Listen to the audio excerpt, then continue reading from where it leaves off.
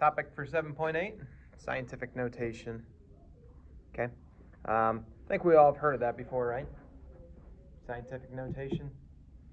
Some different examples could include 4 times 10 to the 7th. And then they can throw some decimals in there. 3.17 times 10 to the 4th. There's another example of scientific notation.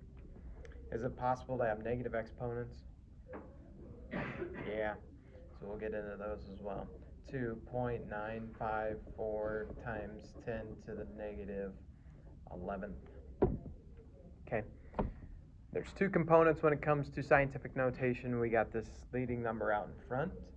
Okay, this number out in front always has to have 1 digit to the left of the decimal, so it's got to be between 1 and 9, less than 10. Okay, and then we can have any number of decimals that we want after that. Okay, but 4, 3, 2, all just 1 digit to the left of the decimal. That's really your first component of scientific notation. And now the second component is going to be times the base 10. And base 10 essentially tells us that's how many places we need to move the decimal, am I right? This would be 7 places to the right, or 4 places to the right, maybe 11 places to the left if it's negative. All right, so there's kind of our scheme behind it all. And there's your definition if you want to look at it. Once again, P is that number out in front. It's a number less than 10, but greater than or equal to 1. And then K always has to be an integer, which means it's a whole number or negative. So let's just start by writing some of these in scientific notation. 2,900. Anybody think they got it?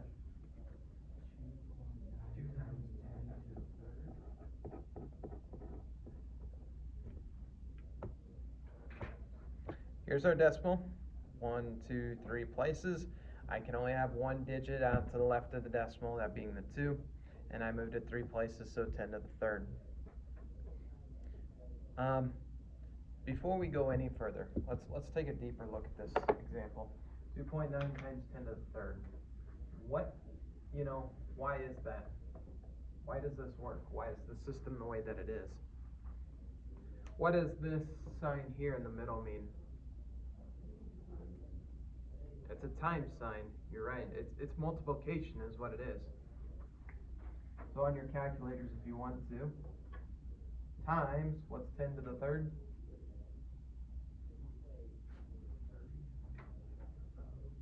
It is 1,000, right? Take 2.9 times 1,000. And what number do you get? 2,900, right? 2,900, the original number. That's why scientific notation works the way that it does. Okay? Scientific notation is designed to use for really big numbers, and even better when we have a bunch of zeros after it. Okay? Because instead of writing 1,000, we can write it as 10 to the 3rd. Okay? But it's just multiplication between two numbers is what it is, and one of them happens to have an exponent. 0.006. 1, 2, 3. If you're kind of the move the decimal type of person like I am, we got to go 3 places to the right. 10 to the 3rd or negative 3? Yeah, the negative exponent is always going to indicate your decimals. So go ahead and do the last 2 on your own, or the next 2. Actually, you can finish the front page.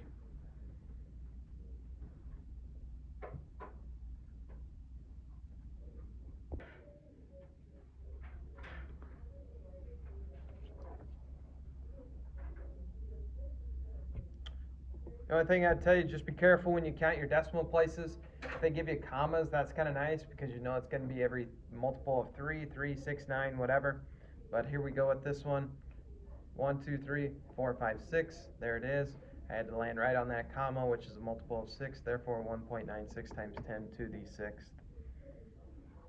A lot of decimals here to the left. 2.8 is our whole number. Again, we need a single digit to the left of the decimal. 8 places is how far we had to move it, so negative 8. Checking for understanding here, the last couple. 6 times 10 to the 2nd, and 1.005. If we want to keep the accuracy of it, we really need to have that 0.005 there times 10 to the negative fourth. That's all the further we need to move it. As soon as you get that one value non-zero to the left of the decimal, you're done. Questions on that front page? Okay, to the back side we go. Converting from scientific notation to a decimal. We'll do one or two of these together. 8.2 times 10 to the third. 8.2, 1, 2, and 3. I gotta fill in my gaps with the zeros. If you need to, go back and recount it. 3, again, decimal falls right on that comma. Go ahead and do the next 3 on your own.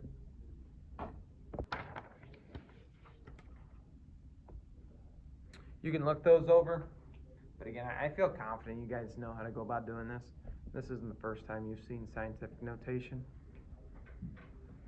1, 2, 3, 4, 5 zeros to the right of that.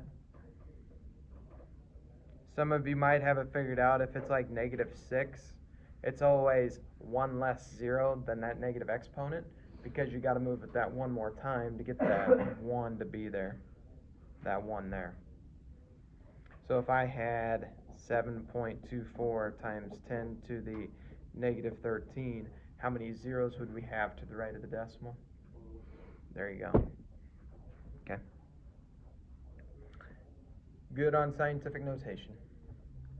All right, last bit of it today is the multiplying and dividing with scientific notation. And if I had to guess, this may be something new to you. Okay, and some of you maybe know this skill already, but multiplying or dividing with our scientific notation numbers. In a day and age where we have our calculators, I get it. You're probably going to take 26,000 times 3,500,000. Okay, just plug it in and away we go.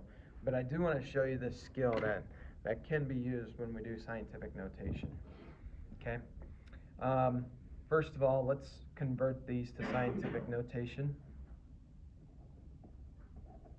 2.6 times 10 to the what? Yep. Times.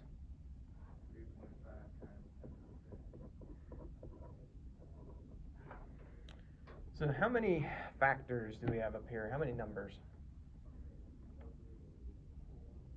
Yeah, we do have 4 of them. Okay. We've got 2 whole numbers, and then we got 2 numbers with base 10. And one more time, can't emphasize enough, what's our operation in between all of these? Multiplication. So can I multiply the 2.6 and the 3.5 first? Yeah, so calculator time, let's use it for that. 2.6 times 3.5. It is 9.1. There we go. And I really like the order in which they did this. Follow up to what you just did on your homework quiz and what we've been doing the last couple of days. We've got a 10 to the 4th times 10 to the 6th. What do we do with our exponents there? Add them.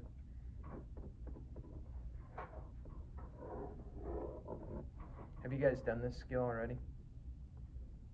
Some of you have. Majority of us. Okay. Yeah, it most definitely works. Okay. Let's do a division one. See if we can do the same thing. Scientific notation, 4.5 times 10 to the 4th, divided by 1, 2, 3. So to the negative 3rd. So now we're dividing. So what are we going to do with the 4.5 and the 1.8? You're going to divide them. What do you get?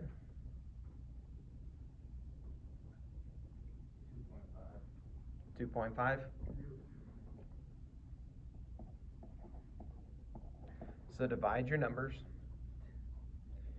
And we got 10 to the 4th, 10 to the negative 3rd, and we're dividing those two. You do need to subtract them. Yeah.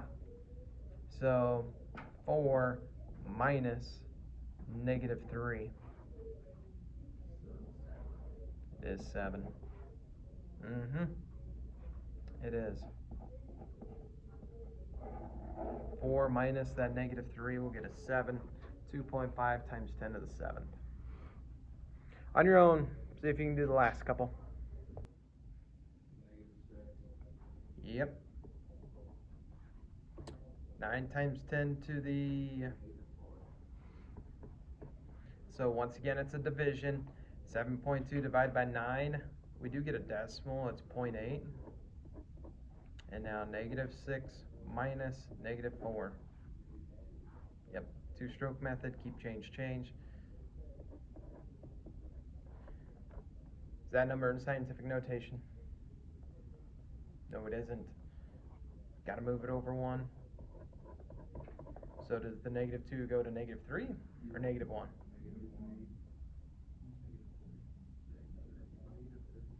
Show of hands for -1. Show of hands for -3. Show of hands to punt. It's actually going to be -3. Here's how I go about it. You went from 0.8 to 8. So did our number out in front get bigger or smaller? It got bigger.